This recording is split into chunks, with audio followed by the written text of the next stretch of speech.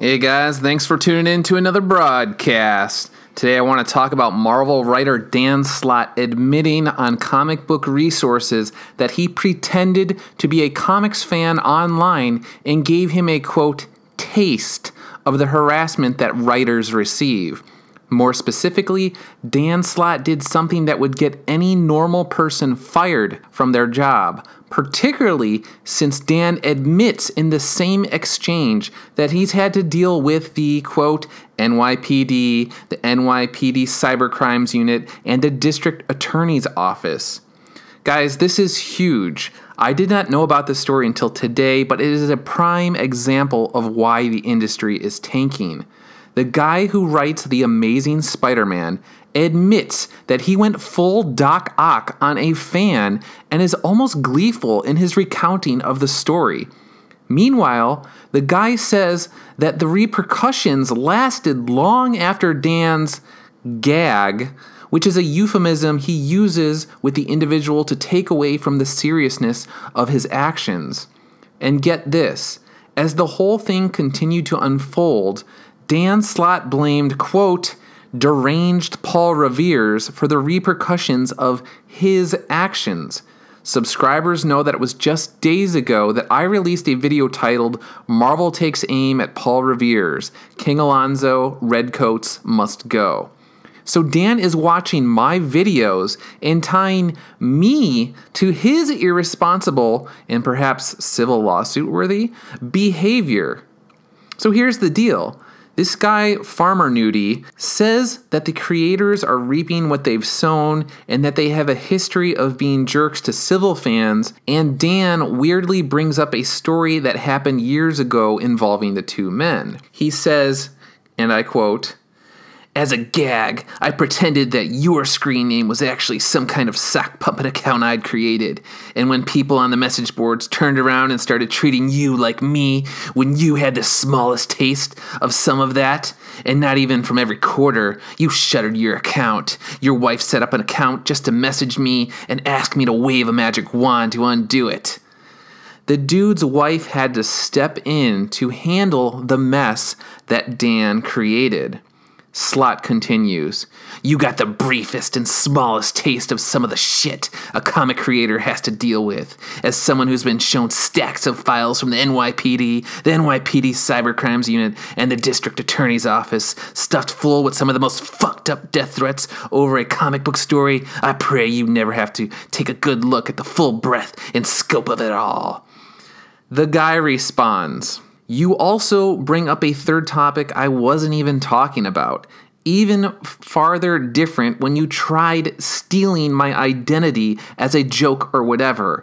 But my point in no way was BS. If anything, your initial response here today proves my point." Farmer Nudie continues, "I was active on many sites. The site you still seem obsessed with, I posted on the least and never stayed at after being treated rudely by some after your identity theft incident, but some were also quite nice. Regardless, you stealing my identity and causing chaos across forums everywhere with a gag, some forum threads that you can still Google and read about if they haven't rebooted or deleted those half-decade-old scoops of us by now, is an entirely different topic. Someone mad at me for supposedly betraying them for years and years, for secretly being you and not telling them all that time, and those angry emotions of betrayal has nothing to do with those people only who were kindly sharing their views and getting attacked snarkily at various sites." The guy goes on, "Any typical person would have 100% for sure faced a hefty punishment on the boards for causing the amount of chaos you did for identity theft. That rippled everywhere for more than weeks, even to boards and forums that I had never heard of before.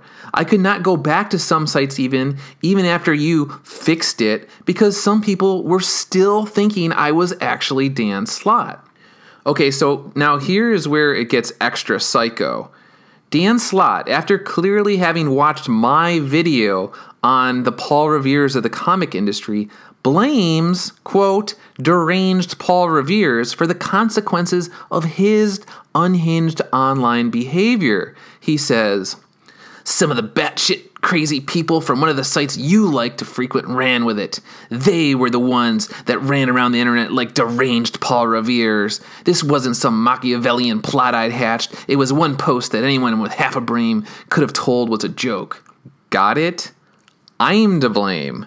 Men and women like you, my subscribers, are to blame for the blowback in a man's life that came from Dan Slott using a sock puppet account to pretend to be a person who got under his skin.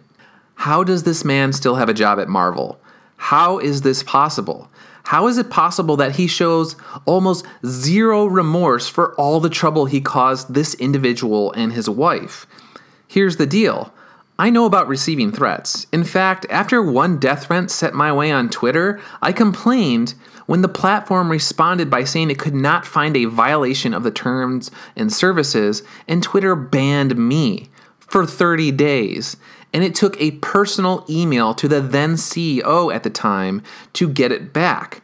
I've had all sorts of creepy emails sent my way at my different jobs in Washington, D.C. over the years. I've had stuff mailed to my home when I lived in Maryland, and I had weird Canadian dudes go on a road trip to try and get an interview with me when I worked at a nonprofit organization because they wanted to prove that I was controlled by Jews. I'm not joking. There was a YouTube video up years ago, and then they took it down at some point in time, which I only know because I tried to find it to show to my brother. But I digress.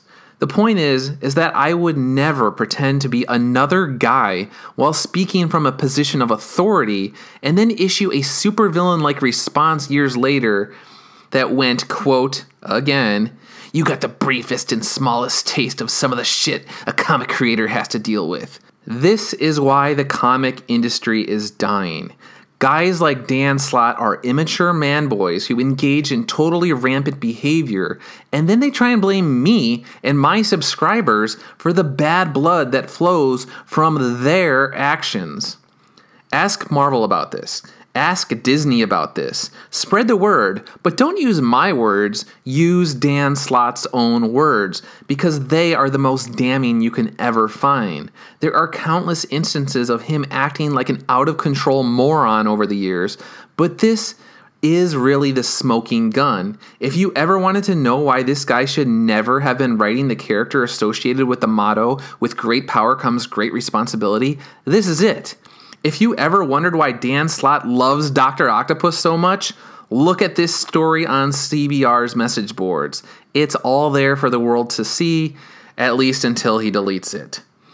Anyway, that's about it for now. I'll try and get back to regular comic reviews soon, but I had to make a video on this since the main comic book industry websites will either A, not cover it at all, or B, somehow find a way to take Dan Slott's side and blame, quote, deranged Paul Revere's for their ordeal. And Dan, since I know you're watching, seek help. Seriously, you need help. Right now. Right away. You are not well, and whatever the heck is wrong with you is hurting the comic book industry. You need to thank your lucky stars that this guy buried the hatchet for what you did, because it really was quite psychotic. That's about it for now, but I'd like to hear everyone's thoughts in the comments section below. And as always, if you like what you've heard here, then head on over to douglasernst.blog for more coverage just like this. See you next time.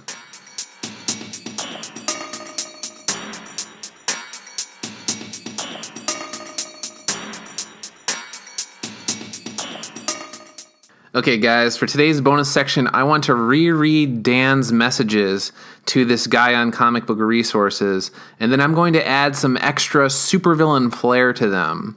I'll add perhaps an evil laugh and then some Doc Ock-isms. Ask yourself how the heck Dan's message to this poor dude is not eerily like something out of a comic where Doc Ock is lecturing the peons who do not appreciate his genius. All right, here we go. I pretended that your screen name was actually some kind of sock puppet account. I, Slotto Blocktavius, created. And when people on the message boards turned around and started treating you like me, the superior Spider Dan, when you had the smallest taste of some of that, and not even from every quarter, you shuttered your account. Your wife, a mere shadow of my dear Anna Maria Marconi, set up an account just to message me and asked me to wave a magic wand to undo it. You got the briefest and smallest taste of some of the shit a comic creator of my intellect has to deal with. As someone who's been shown stacks of files from the NYPD, the NYPD Cybercrimes Unit, and the District Attorney's Office, stuffed full with some of the most fucked up death threats over a comic book story, I pray you never have to take a good look at the full breadth and scope of it all. Some of the batshit crazy people from one of the sites you like to frequent ran with it. They were the dolts that ran around the internet like deranged Paul Revere's. This wasn't some Machiavellian plot I'd hatched. It was one post that anyone with half a brain could have told was the joke by none other than the great, say my name, Slotto Blocktavius. And that, my friends, is why the comic industry is dying. See you next time.